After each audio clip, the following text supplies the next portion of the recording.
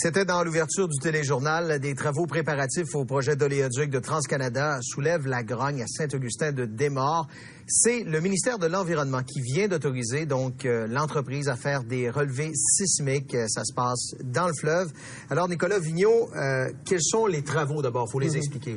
Bien, effectivement, ce que l'on veut faire vraiment, c'est de savoir ce que contient le sol à cet endroit-là. Et pour ce faire, c'est souvent le mot qui fait peur, le mot explosif. C'est-à-dire, quand on va devoir utiliser une certaine quantité d'explosifs, très faible, nous dit-on, du côté de la compagnie, on veut rassurer les gens. Ça va se faire sur les berges. Il y aura une autre technique en plein milieu du fleuve Saint-Laurent, mais pour les groupes qui s'inquiètent de voir ces travaux se réaliser, bien, ce n'est pas suffisant pour être rassurés.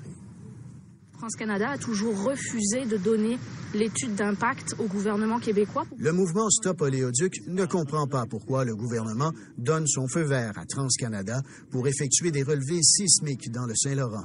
Les travaux seront réalisés sur les berges à proximité de Saint-Augustin sur la rive nord et Lévis sur la rive sud.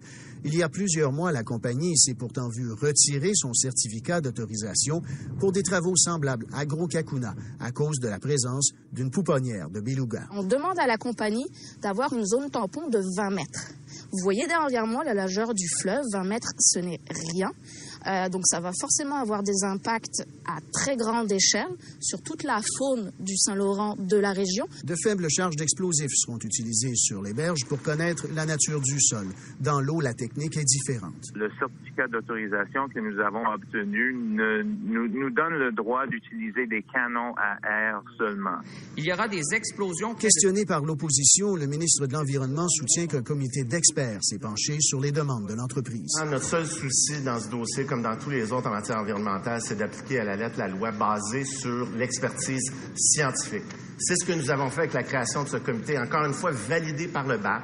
Pour sa part, le nouveau maire de Saint-Augustin émet d'énormes réserves sur le projet d'oléoduc qui doit passer dans sa ville. Tant et aussi longtemps qu'on n'aura pas d'assurance importante là, au niveau écologique, sécurité, environnement, la ville s'oppose à toute forme de tracé ou de projet. Là. André Boissinotte, lui, vit sur le chemin du Roi à Saint-Augustin.